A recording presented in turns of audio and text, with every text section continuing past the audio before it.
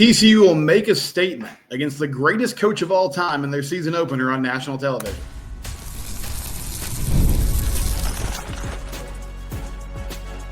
You are Locked On Horned Frogs, your daily podcast on the TCU Horned Frogs. Part of the Locked On Podcast Network, your team every day. That's right, your team every day, Locked On Horned Frogs. I'm your host, Steven Simcox. I've been covering TCU athletics for the past 12 years. Thanks for making today your first listen. We're brought to you today by Gametime. If you need tickets for the conference championship games this weekend or anything in TCU athletics, make sure you check out the Gametime app. That promo code Locked On College gets you $20 off your first order. A schedule change with TCU football already, and you might say to yourself, we don't have the Big 12 schedule yet. You're right, but TCU has the opportunity to go make a big statement on national television to open their season in 2025. They will face Bill Belichick and the North Carolina Tar Heels on September 1st at 6:30 Central Time on ESPN, and that's Monday night, Labor Day weekend. On that Monday, it's the only game on television that night. I'm not sure if there will be another game that afternoon, but that evening there will be one football game on TV. TCU, North Carolina, in Chapel Hill. This is important for a number of reasons. First of all, I was reading an article on 247 yesterday, and I talked about this earlier this week, or maybe it was last week. TCU's schedule this year is difficult. Non-conference, you got North Carolina, you got SMU, who's in the playoff. North Carolina has Bill Belichick. Sandwich in between that, you have your FCS game against ACU. And then they face off against pretty much all the heavy hitters in the Big 12 this year. We don't know the exact order yet. But from a win percentage standpoint, TCU has the hardest schedule in Big 12. That means if you combine the winning percentage of all their opponents, if you look at last season and then going into this year, TCU has the toughest schedule in the league. This is going to be a tough game to start the season. It'll be on national TV. And TCU really hasn't been in the spotlight like this since that game against Colorado and Coach Prime's debut. And a lot of you might say to yourself, oh no. You immediately have flashbacks of what that Colorado team did to TCU. They won that game in the Carter on national television. And that was sort of the beginning of the end of all the goodwill that had been built up through the run to the national championship game. It was like it all came sinking down, and TCU really couldn't bounce back in that year at least. Now, in the second half of this past season, Sonny Dykes and the team did a really nice job of closing the season strong. And so now you get a full off season to prepare and get ready for North Carolina. The reason I think this is very different than the Colorado game, if that's your immediate concern. That was such a unique situation. North Carolina is going to have a lot of transfers, so you have to prepare for that. Colorado had an entirely new football team. I'm not overstating that. I'm not exaggerating that. They literally, Deion said it from the moment he stepped foot on campus. I'm bringing my luggage. I'm bringing Louis. He drove a lot of people off. Said, hey, you got to go somewhere else. You can't play here. They had an entirely different football team. And so you could look on tape and see what their coaches had done at previous stops. And you could go player by player and look at what they had done at previous stops. But there was no real way to know how it was all going to come together once they took the field. And unfortunately, early in that game, that proved to be the case. TCU looked like a team that was unprepared, and then they were never really able to catch up, especially when we talk about the defense facing the Colorado offense. Another part of that is Travis Hunter is not going to be playing for North Carolina. Shadur Sanders will not be the quarterback for North Carolina. Shadur's probably going to be the number 1 or number 2 pick in the NFL draft this year. Travis Hunter will be a top 5 pick in the NFL draft this year. He's a Heisman Trophy winner this previous season. And those guys, we knew they were super talented, but going into that game, it felt like they had a lot to prove. They were unproven. Well, they proved it. And it wasn't just those players. Colorado, Dylan Edwards had a huge game and then didn't really go on to do a whole lot more for Colorado. Joe Horn had a fantastic night. They did it with everybody at the skill positions. And Chandler Morris had a few ill-advised turnovers, and that was the difference in the ballgame. This North Carolina team, I think they're going to add a number of players in the spring portal window. And we don't know who their quarterback's going to be. Max Johnson is coming back from a horrific injury. I think he suffered in the season opener last year. Or maybe they go with a young guy. So there's a lot of unknown with North Carolina, but it's not the turnover that Colorado experienced. And it's also, I just don't think they're going to have the type of talent that Colorado had on the roster. Now, I mean, Bill Belichick, he's a great scout. He knows how to evaluate talent, obviously. And maybe he's going to end up being a better recruiter than I'm giving him credit for, but I don't see a scenario where he has 2 top 5 picks on that team and on one specific side of the football. So that was a challenging thing for TCU. Now, the flip side of that coin, all due respect to Coach Prime, I don't think Dion, that Colorado team was prepared. They're ready to play. I don't feel like he was grinding tape week after week. Bill Belichick now has an entire offseason to game plan for TCU. He famously forces people into their weakness, meaning he's going to try to make TCU run the ball. He's going to dare TCU run the football, is my guess. And this will be a great measuring stick for, can you do that effectively? Are you better at the running back position? Are you better on the O-line? Are you in a place now where you can move the ball, move the chains consistently on the ground, or is he going to make you uncomfortable all night? Field Yates on Twitter today said, Bill Belichick's North Carolina debut versus TCU has been moved to Monday, September 1st, a primetime standalone slot for the game. And I somewhat jokingly said, hey, you're burying the lead here. This ball game is the start of Josh Hoover's Heisman campaign, right? On a Monday Night Football, he's getting that chance. But in all seriousness, TCU should win this game. It might be difficult. It might be ugly at times. It's going to be hard. But if they're a real deal contender like we think they should be in 2025, this is a ball game that they win. Defensively, a lot of returning production, along with some impact players, both transfer portal and freshmen. Andy Avalos, year 2 of the scheme. And then on offense, an established quarterback. That side of the ball, also a number of guys that played last year together. Some shuffling on the O-line and at receiver. But they should be ready to rock and roll from the jump.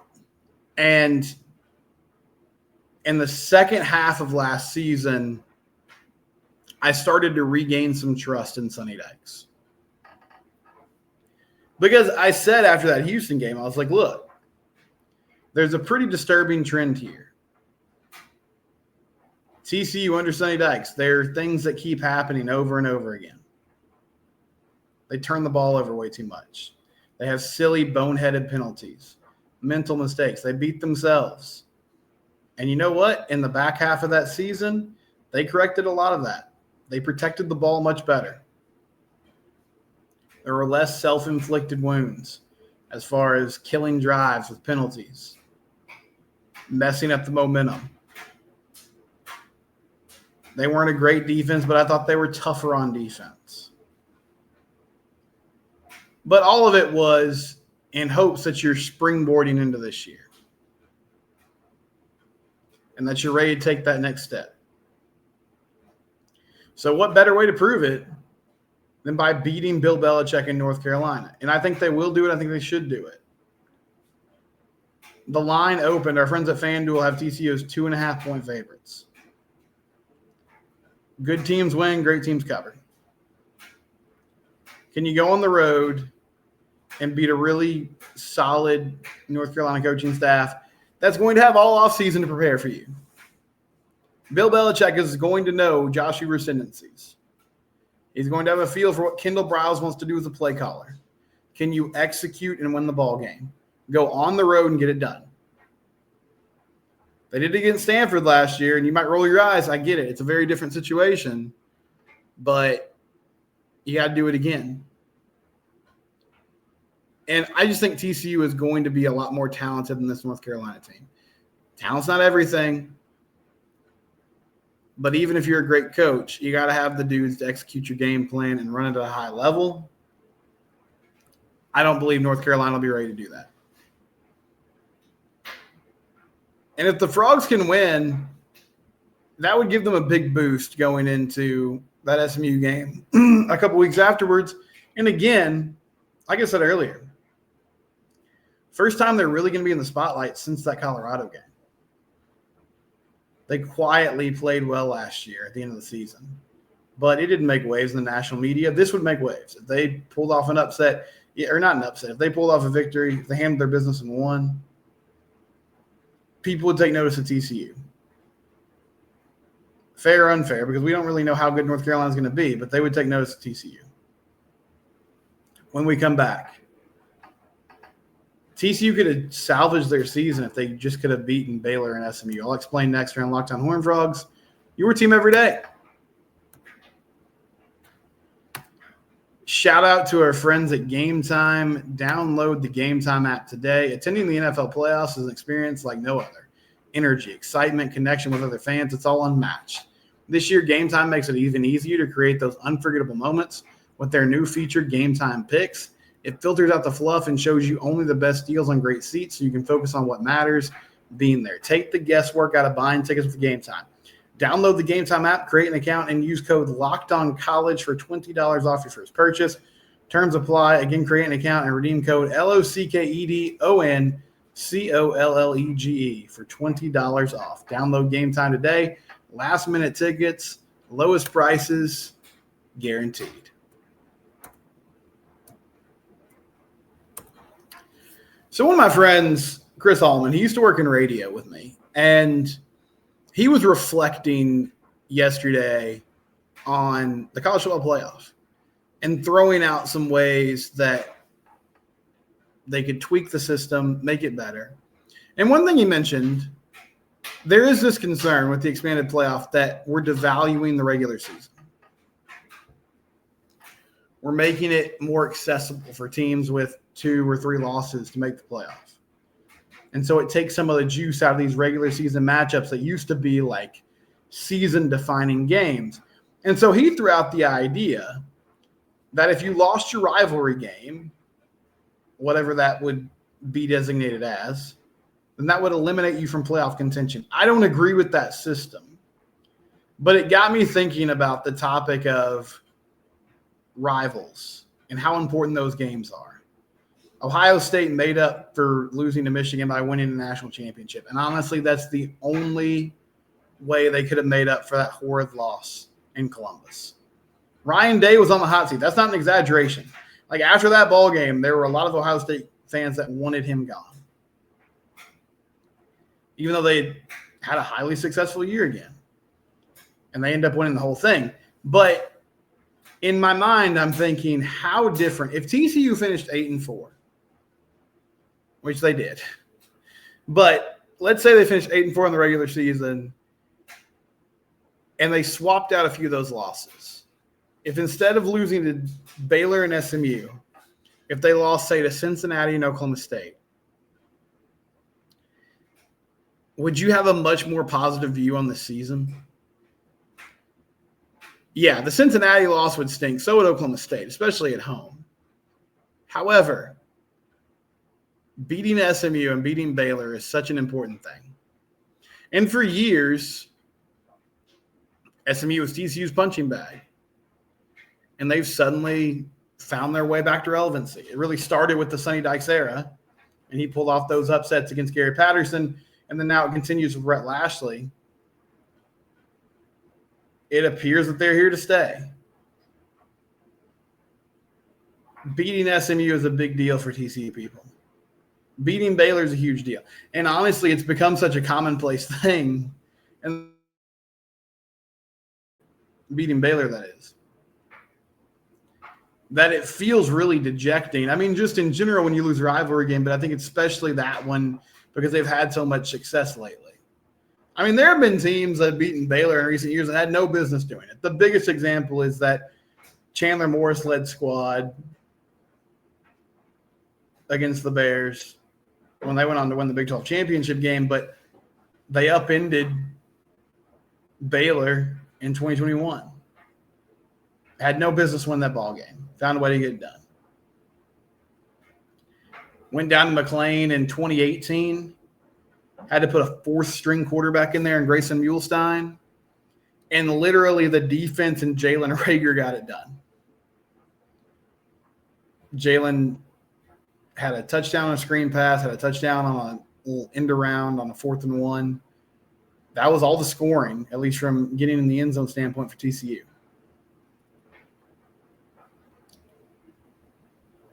And because of wins like that, I have a much more positive view on TCU seasons in those instances.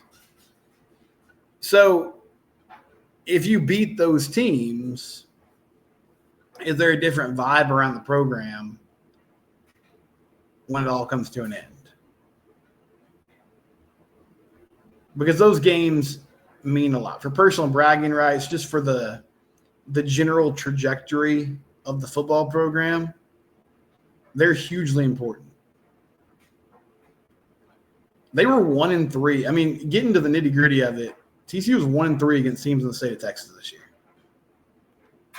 And that win was, I mean, not to say it was lucky. Like, they came out and got it done, but you fall behind against Texas Tech by a huge margin. You come back and find a way to win that ball game, which was massive, but it wasn't easy. And you lose to Baylor on a last-second field goal. You lose to SMU in humiliating fashion, and then also you lose to Houston, which was pretty embarrassing at the time. Houston got better as the year went on, but still it's an inexcusable loss.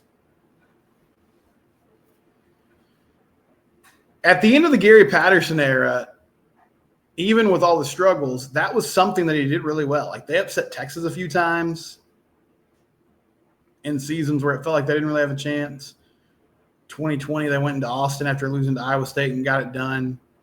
2019, a true freshman quarterback and Max Duggan led him to a victory at Amon G. Carter. Gary had huge success against Baylor late in his tenure here. And that, I mean, that was part of the reason why people are like, well, hey, maybe he should stick around, because he's still finding a way to win the games that we deem most important on our schedule. So I started this show talking about the North Carolina game and how that's going to be a huge moment for TCU football, because it puts them back in the spotlight for the first time in a long time. So from a national perspective, that game's going to be a big deal. From a regional perspective, SMU and TCU, big-time ball games. If you can win in Fort Worth against SMU and win what is at least now going to be considered the last Iron Skillet game for the foreseeable future, we'll see what happens in the next few years, but there's no plans to play SMU in the near future after that. That would be big time. Baylor's supposed to be good this upcoming season. Got Sawyer Robertson, Bryson Washington coming back. Dave Aranda kind of figuring out and tinkering with this defense. He's calling plays now. He's in charge of it. They've rebounded after a tough couple of years. Can TCU reset the balance of power and get a victory there? I'm not saying those things individually will save your season. I still think this is a group that needs to go contend and play for a Big 12 title. But winning those games is a good start. And it sort of gives you a safety net if you can get it done. But I do wonder, let me know in the YouTube comments. I mean, the record's staying the same, 8-4, but those wins being against bigger rivals, would you have a different perspective on this football team, on the way Sonny Dykes approaches things, whatever the case is? Would that make a big difference for you? Because I think part of the frustration, along with the losses and that 500 record through the first 6 games, was just the fact that you lost to teams that you felt like you should beat. Those rivalry games, they're huge. When we come back, some TCU baseball, possibly some basketball talk. We'll hit all here on Locked On Horned Frogs, your team every day.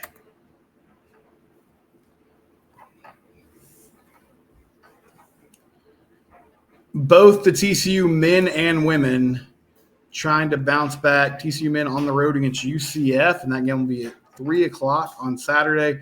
Then on Sunday at 2 p.m., Baylor Lady Bears come to town to take on TCU. TCU hasn't beaten Baylor in a long, long time in women's hoops. That was an ugly loss. I'm still I get it, and ultimately it's one loss in Big 12 play. You can bounce back from it. But, man, taking that L to Oklahoma State when you had a 15-point lead in the second half, just brutal. And it's the same story that's happened in multiple ball games this season where these big leads just disappear. Now, I know you're only playing 7 players. You don't have a big rotation. You don't have a very deep bench. Maybe you got to steal some rest for Madison Connor, for Sedona Prince, for Haley Van Lith, because late in that ball game, Oklahoma State was getting shots they wanted and they were hitting jumpers. TCU was not doing that. They weren't. They could not isolate and get buckets late in the ball game when they had to do it. And that's supposed to be the strength of this team. Having a lot of players that can win one-on-one matchups, running a motion offense, running a spread pick and roll system where you're creating mismatches and then your individual players are taking advantage of it. They couldn't do that late in the ball game on Wednesday. So tough loss. The men trying to get back to 500 after that loss to Kansas. Had them right there in the first half. Just let that lead slip away very quickly. Once KU took a timeout at the 10-minute mark and kind of got regrouped, that one sort of got ugly there in the second half. Yesterday, I talked about Josh Hoover and potentially him playing in big games this year and maybe being a Heisman finalist. Off Track says Hoover's the least of our worries. The other QBs had massive advantages with other phases of their game, rushing, O-line, and D-line. Imagine having a running game and also a running back wheel route in this arsenal. Need help up front. He can get 4,000 yards easier with a consistent running game. It helps allow you to keep the defense honest. Yeah, I agree with a lot of that. I think there were a number of things working against Josh this year. Now, I do feel like the system that they run is very quarterback friendly. And while the O-line struggled in opening up lanes for them to run through, they did do a nice job in pass protection. A lot of these concepts, the ball's getting out quickly. So he was able to stay upright. But yeah, I think he's a winner. I think he's tough. I think he could be a really great player. He was a good player for TCU this year. I think he could take another step if you get more help around him, which is the point of this offseason. Tanner McKinney says Josh is a great QB. We have receivers that can make big plays. It all comes down to the same thing. We need linemen who can step up in the run game and in the pass blocking game. Right. I mean, they're banking on continuity there being the difference. And you're adding Cade Bennett, who's coming off an injury. So that kind of works almost like a transfer player. You lose James Brockermeyer, you're going to slide Colton Deary over. I have concerns about the tackle spot and one of those interior O-lineman spots. I still think you need to go grab somebody in the portal who can help solidify this thing. I feel like the coaching staff disagrees with me, though, and we'll see sort of what it looks like when the season gets started. Frog fan says he's been asking about baseball because he thought they were supposed to have a down year, but a lot of early rankings are showing the Frogs ranked in the preseason. Yeah, D1 baseball has them 23rd. Baseball America had them higher than that. I mean, I think part of that's just respect for TCU and what they've built over the years. There's a lot of things about baseball that are intriguing to me. The biggest one is Bill Mosiello coming back as the hitting coach. What does his offense look like? And how long is it going to take these guys who haven't worked with him before to sort of get up to speed with what he wants? I did see Kirk Sarloo say today, hey, this move allows me to be with the pitchers more, which is part of the reason why I did it. This is what I wanted. And so that hopefully will be helpful because it's been a while since TCU had a dominant dude in their rotation, just to be fair about it. And Peyton Tolle last year was really good. But I think you understand the distinction I'm making. Just a guy that each and every week he went out there, he was lights out. Could that be Ben Abelt this season? Possibly. Maybe Caden Parker coming off an injury. We'll see. But, yeah, a lot of intriguing things about baseball, and I'm excited to see how they start off in February when they travel on the road to play San Diego over Valentine's Day weekend. We'll be back next week. Thanks for rocking with being in this week. It's Locked On Horned Frogs. Your team every day. Subscribe to the YouTube channel or on your favorite podcast platform.